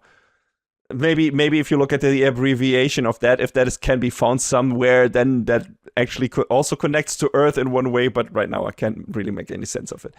But yeah, that exists, and he's an interesting character. Sagami was like the soldier that enlisted with Erde. He pushed himself to become the savior of humanity and rose through the ranks very quickly. Mm.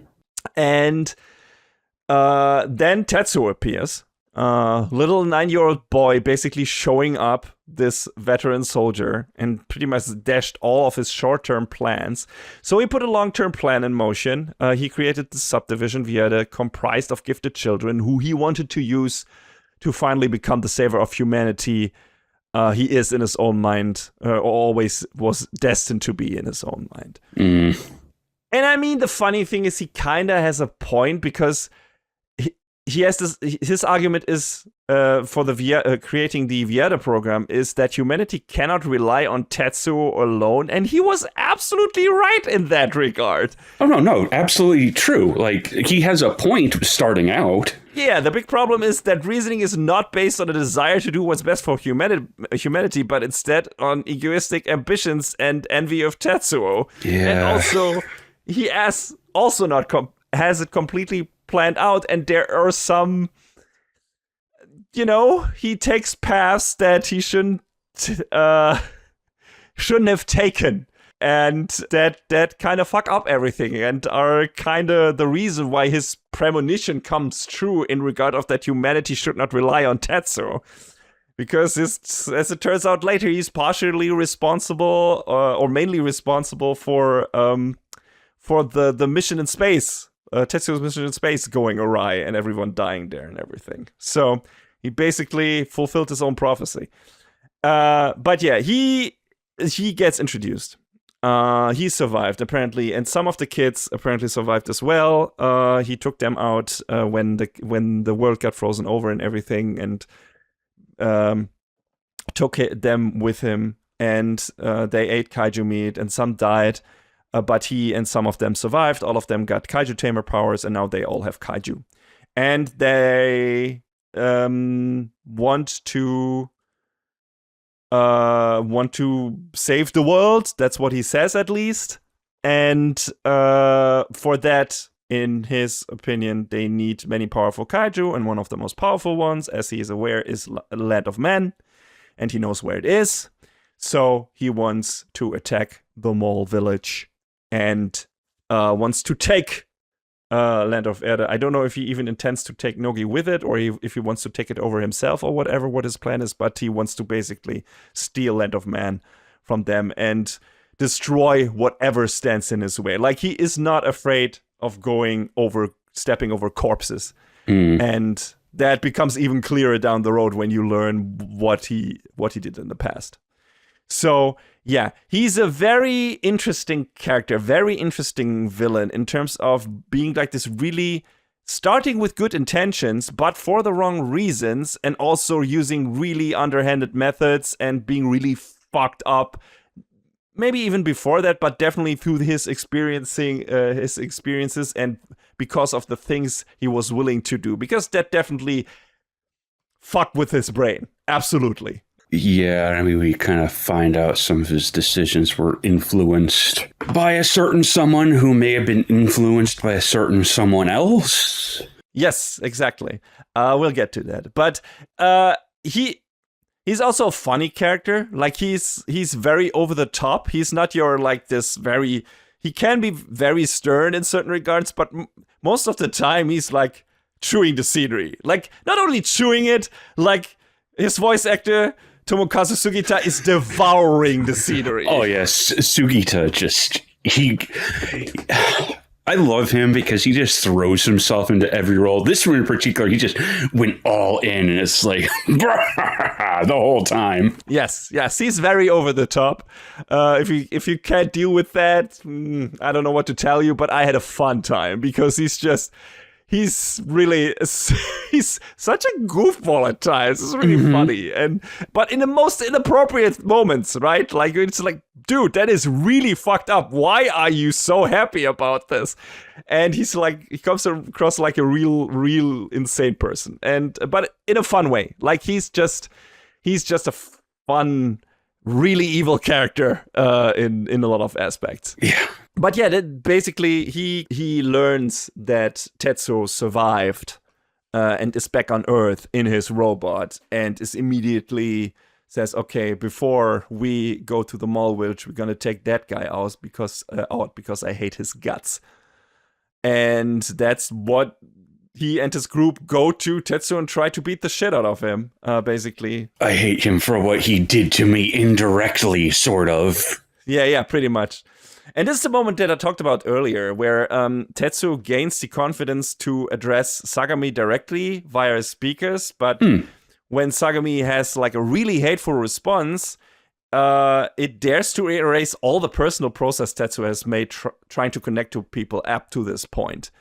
But he gets over that, right? He is able to be like, okay, no, this felt really bad, and I don't want to think about this. And they go back to that several times, showing that and how that fucking how shook Tetsuo is from that moment.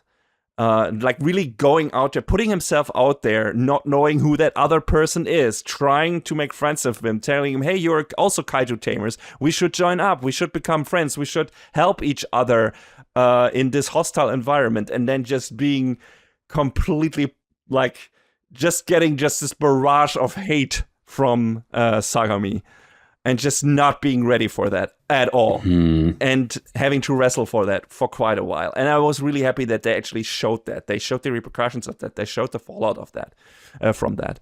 And it was really cool. And then, of course, it was all the more satisfying when Tetsuo actually got over that and was able to, no, this was not for nothing. I already made new friends, and this feels really bad, but that doesn't mean I'm gonna stop trying to connect to people. And it was a really cool moment. It was really good. So felt really earned. And because what came before that, when he helped the people, and he connected to Nogi, and when he connected to Hagane and did the side quest with her and everything, and helped her with the stuff with her mom. And if he didn't have that before, that shit if Sagami was his first contact where he tried to go all out, he would have probably just completely crumbled under that. Yeah. But because he was already able to make these small steps before, he had like he got the fighting power in him, and he got his spirit got lifted up enough in advance to withstand this harsh situation. And it was cool. And that is progress. That's amazing. So if the self-help book enabled him to actually get to that point, I guess it was worth something. So yeah. And yeah, at that point, Vieta splits up in two groups. One fights Yukio, the other attacks the mall. Thankfully, the mall is equipped with defensive weaponry. Nogi, or Ao is her first name, I think. Has snuck out as usual, which is a problem. She even gets like tied up in certain moments because she's not supposed to. She keeps getting reprimanded over and over for it, but she keeps sneaking out and doing her thing. So yeah, it's also funny because she introduces herself, or is introduced as the village chief, but she's like, what is she the chief of? Is it like economics? Of like finances? Finances. It's like, oh, yeah, she can fight. She's the village chief. No. not really. And she wears it like a badge of honor that she's been reprimanded so many times for going out on her own. It's like, girl, where are your priorities? Yeah, she's very headstrong, and, which makes sense because, she has a fire Pokemon. But, so she snuck out with her two companions, and then she learns that the mall is in danger, dashes back in full speed, and arrives just in time to awaken Land of Man and fight back, which is a really cool scene. It's an unwritten rule to cheer when a song with vocals sets in at a pivotal moment, which it does in this. So it was really, really cool. All of Yerde's kaiju have names of Greek gods or demigods. Delusions of grandeur much? I guess that fits Sagami. Yeah. But it was funny. It was like, Jesus, get over yourself. But yeah, we have this fight against three kaiju from and they're tamers from Vierde. Land of Man pretty much disposes of all of them pretty easily because it packs some serious firepower. And like, come on, man. It's really good. Like, that's what I was like, okay, how much of a... She seems strong, but how strong is Ao really? She's super strong. It turns out very. Like, the only one she can't get really, like, beat of the group is the main one, like Sagami's kaiju, Hercules, or Heracles. And who, after she beats the three kaiju, teleports in suddenly and gets himself a helping of Hot Wings. And the rematch of Hercules versus Yukio that ensues after that is really awesome. Really cool fights in this show. Like, they really make the most of this being full CG and everything. Like I said, cool camera swerves and everything. And the choreography is really good, especially in that fight. Especially Tetsuo's line, "We might not have won every battle, but we never lost twice." It was really good. It beats the shit out of him, at least at that moment. I really like that. It was really, you always need some good zingers, and it's not even that much of a taunt or anything, but it's like, hey, I learned from my mistakes. Do you? And it's really cool. Yeah, we learned that Sagami has some like precognition powers, but by letting Yukio take the reins, he's able to get around that, and Sagami basically burns himself out trying to see so far into the future. Yeah, I don't know. That was a bit weird. I understood the gist of it, but I think the way Sagami explains it is he cannot see it if an action is not controlled by a human or not initiated by a human being. Then he cannot see into their mind and cannot see it happening beforehand, before it happens. And that's, first of all, he gets hit by a drone that is steered by the two assistants of Ao.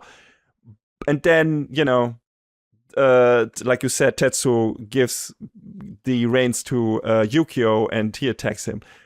The Yukio stuff I understand. The drone stuff, that drone was still steered by a human being. Yeah. So why did that work? Why did that hit Sagami's blind spot? That wasn't quite clear to me. Maybe because that one he wasn't expecting because he was so focused on Tetsuo and Yukio. I don't know. Maybe he was focused on Tetsuo's mind and didn't reach out to other people or didn't notice that other people's mind were directing their antagonistic thoughts against him or something like that. Yeah, that could be the case. But yeah, super cool fight. And at that point, we learn, or this is splintered in between. We always see flashbacks to how Sagami's life went in the past before, all this all went to shit and everything. And there's this person that gets like sprinkled in the background here and there. It's this lady called Nadare, who apparently helped him in certain moments. And we learn earlier that apparently many of Sagami's superiors and competitors died under mysterious circumstances. That's why he was able to rise through the ranks so quickly. And we see, Nadare helping him in certain moments with training and everything and making him more powerful or better weapons or whatever. And then we learned that Nadare basically disabled the spaceship, which led to, for the final of Tetsuo's final mission, which leads to its destruction. And Sagami basically asked her to do it, even though he kind of does it under duress, though. Yes, she kind of pushes him into it. Like, she's basically, she pushed him through the ranks by convincing him to take any possible route, be it even an unethical one, to be able to become the savior he wanted to be. And once Tetsuo appears, it feels to him like he has no other option to do this. And she is kind of like the voice, like the devil on his shoulder, telling him, hey, you must do that. Then you can still become the savior you want to be. And due to the person he is and the easily influenced person he is, he listens to her and at some point does what she tells him to do. And at that moment, it was pretty clear who Nadare is. Yeah. It's like, that was the moment where it's like, okay, she's the Tokyo Ice kaiju, isn't she? Because like we know that kaiju is still hanging around. And it has a bit, it doesn't necessarily have a super female-ish form, but it's like androgynous and everything. And we never hear it speak, I think, before. It's like, okay. Why is this character so highlighted here so much? And she seems to be the puppet master in the background. And why might she want to do that if maybe she's working with the kaiju for some reason, if she's not the kaiju herself? And that's what it turns out to be, at least later down the road. But, we first learn more about why Sagami did what he does. Like, his severe self-loathing and lack of self-confidence, fueled by his shitty childhood that he had, made Sagami think, like, he has really bad parents, made Sagami think that he could never come close to the level of Tetsuo by taking the normal righteous route. And he definitely had huge regrets when he realized what damage he did and the earth got frozen over. That much is evident. Like, he even gouges his own eye out, which is a really gross scene. Yeah, that was... Like, once he realizes that basically he doomed the entire planet by what he did, because he really quickly picks up, okay, this must be like because I did this and I am not able to stop this kaiju and Tetsuo is not here anymore. And he thinks at this point that Tetsuo died and he's like, I killed our only savior. I don't have the power. What am I going to do? And I mean, Nadare kind of fills him also in on that. Who she is, I think. I don't feel like she puts that in there quite at first, but then it's found out after the fact. But I think she tells him that he's responsible for this, at least. Like, blames it on him or whatever. I don't normally feel bad for the villain, but man, I mean, it's one of those classic, you feel sorry, but he completely brought it on himself, right? Yeah. But I mean, in the aftermath, before taking control of Heracles and all that, like, he tries to help out the children he was training, and he keeps them safe and he keeps them close. And I feel like there's some level of redemption to that, up to a point when he, attacks Mishima Mall and he tries to kill Tetsuo and take the land of men. But in the aftermath after that, he's like, dude, I did so many wrong things, and he recognizes that, but there's no. He's not coming back from that, really. At least, yeah, and he knows that. There's Tetsuo doesn't want to believe that. There's no redemption for that, in spite of what Tetsuo says and believes, and he pays the ultimate price for it. Yeah. So, I mean, you're absolutely right. Like, despite all the shit that he did, there is still this underlying main motivation that he did it for an ultimately good reason. He wanted to be a savior. He wanted to be the one to beat the kaiju. He wanted to do it because of egotistical reasons, but he wanted to do it. And the children were only intended to be his tools, but they became something more down the road.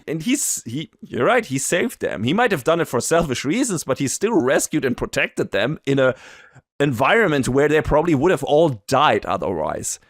Like, he might not be a savior for all of humanity, but he definitely was theirs. So, to that extent, his will got fulfilled. He just never realized it, which is the saddest part about this, I think. Like, he was already a savior, and he just did not pay enough attention. Like, the kids adored him. The children stayed with him because they adored him, because they saw him as what he always wanted to be. And he already was it for them, but it wasn't enough. It wasn't enough, and it came too late. It came too late when he already did all the bad things and couldn't just get past them anymore that easily. And yeah, you're right. It's super tragic. It's super tragic, and you feel really sad for him. And on the other side, you're like, yeah, man, if you just had paid more attention and weren't just up your own ass so much in the beginning. And there's the issue.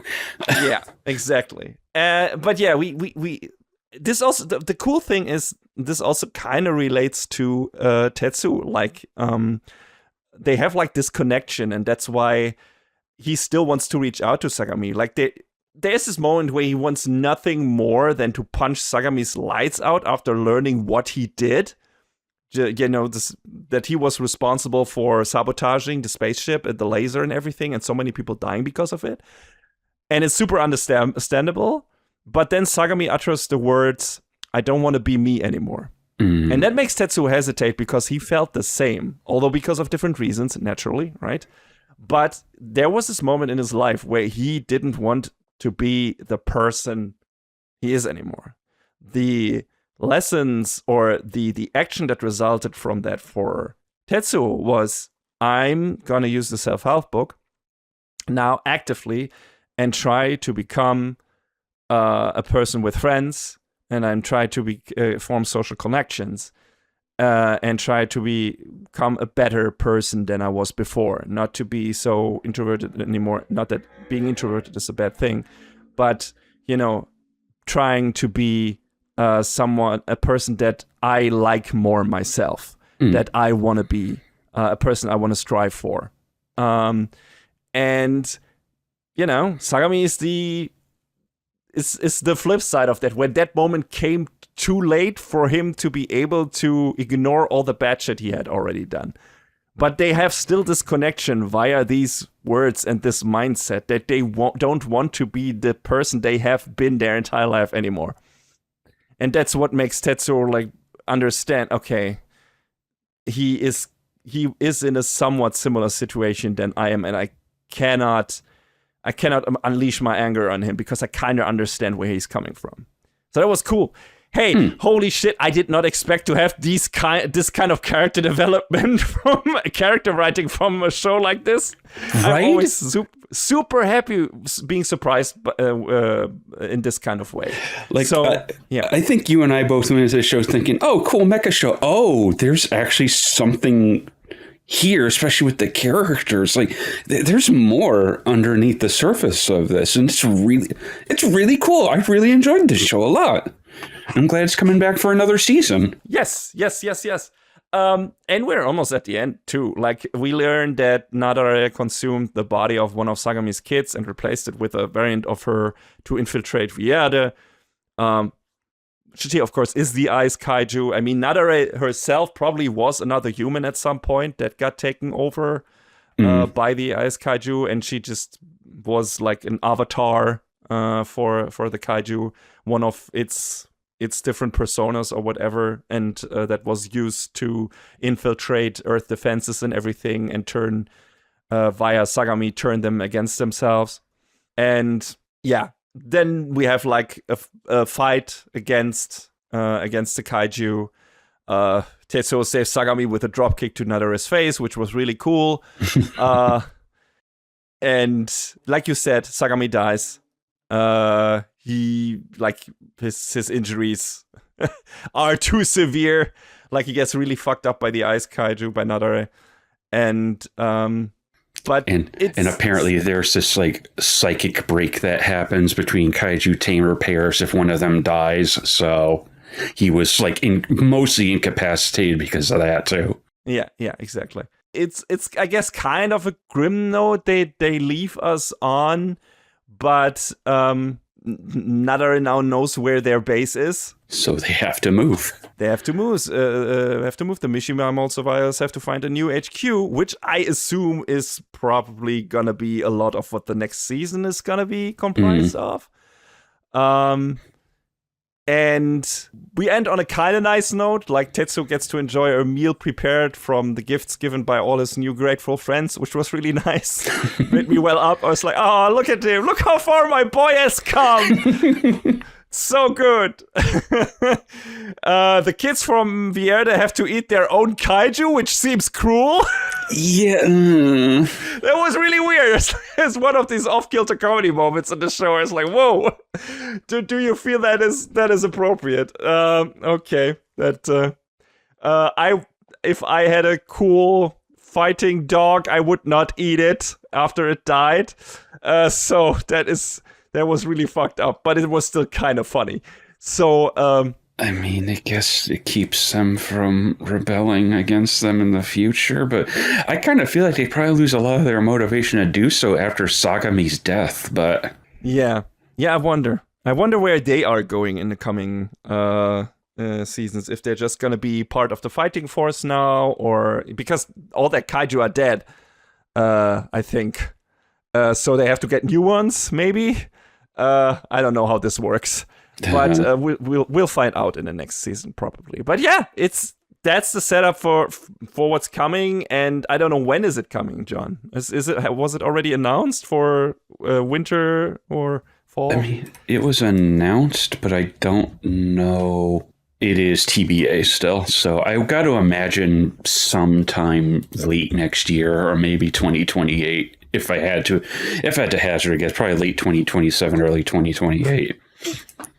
I think another one of my favorite scenes in this is Yukio gets so damaged and they have to repair him, and there's this giant 3D printer. Yeah. But they don't have the electricity to power it. So Tetsuo and everyone in the village gets on these bicycles and they power it like that. And I was like, oh, that's actually a really cute scene where they're all working together to get this machine running again. I thought that was really neat. There's little stuff like that peppered in too. Yeah, absolutely.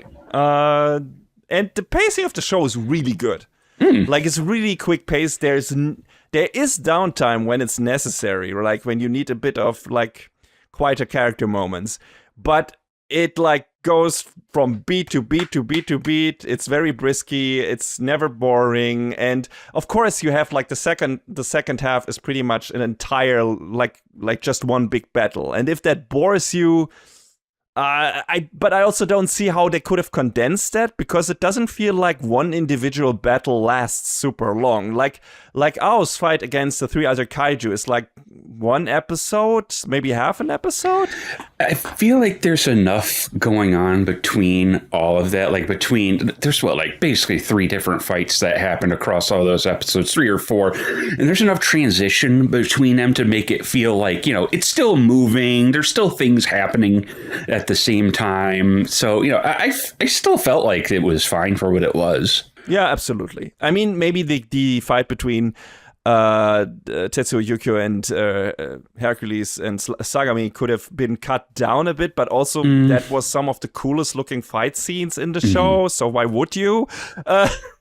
So I was totally fine with it. Like, if you're not that much into, like half a season of just fights, then I don't know what to tell you. Then maybe this isn't for you. But also, like John said, the fights are varied enough. There's enough different things happening to keep it interesting. So I feel like it never overstayed its welcome or outstayed its welcome.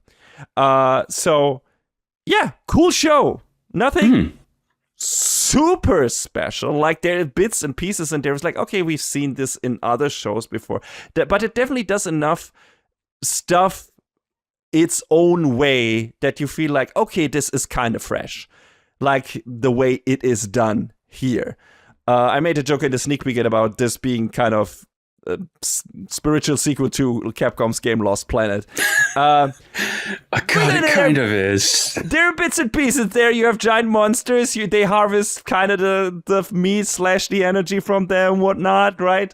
The Earth is completely frozen over, and then you have, of course, this usual super robot stuff, and you have your typical shonen action stuff with the different factions and so on fighting each other, and the big kind of kaiju antagonist and background and everything. Of course, that has been done before to certain degrees in other shows, but I feel like the mix that Snowball Earth put together is somewhat unique in certain regards. The presentation is really good. And I just like a lot of the characters in this. Really interesting, fun villain in this first season. I wonder what they're gonna do in the coming ones. Like, we're probably gonna get introduced to more human factions and thus other villains. I don't think it's gonna be just Nadara / the Ice Kaiju. Just for the remainder of the show. I would be surprised if that was the case. No, I don't think they could carry it on its own with just that. It'd have to. It's probably gonna be like the Boogeyman, like the what was the SX or whatever it was called in Metroid Fusion. The SAX. SAX that appears at the most inopportune moments when you really don't need it, and it's gonna fuck up your shit. And I feel like that's probably gonna be the Ice Kaiju, so Nadara's rule in this show. When things are dire anyway, she's gonna come in and make it worse, probably.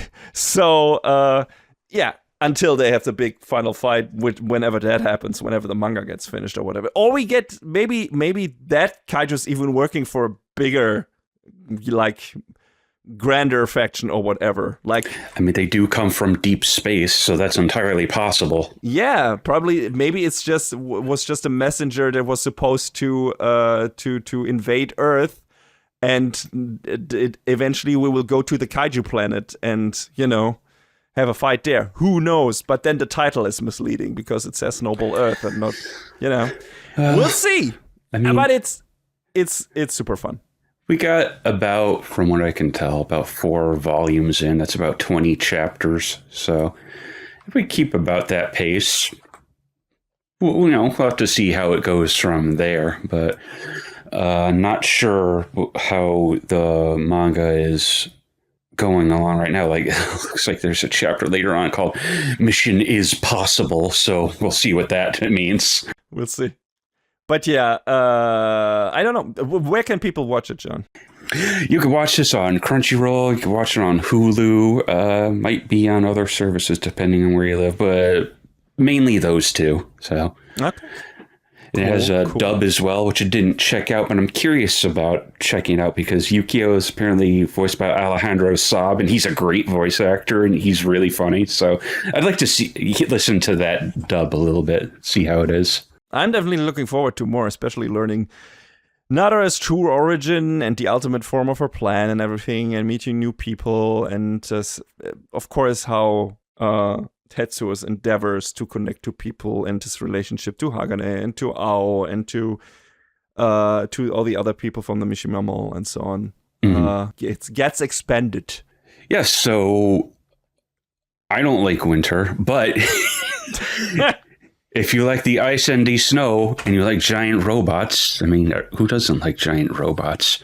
You know the song from Megas XLR, everyone loves giant robots.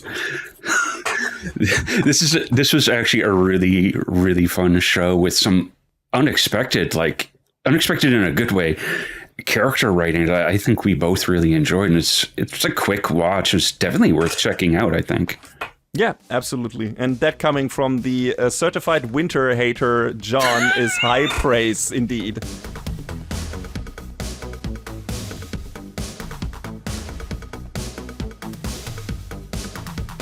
And that is a wrap on the 183rd episode of Anime Brain Freeze. All the music in our podcast is from the Double Dragon Neon soundtrack by the amazing Jake Kaufman. Please go to virt.bandcamp.com and check out his awesome work. Find us where all the podcasts live, but also check out animebrainfreeze.com for our review index and more. Please leave us a review and rating on Apple Podcasts, Spotify, or your podcast app of choice if you can. Follow us on the socials or send an email to animebrainfreeze@gmail.com. We would love to read your feedback. Thanks for tuning in. We hope you had a good time, and please join us again on our next episode. Macht's gut. So long, everybody. Next time on Anime Brain Freeze. They say that magic cannot be taught. But the truth is just a couple brushstrokes away.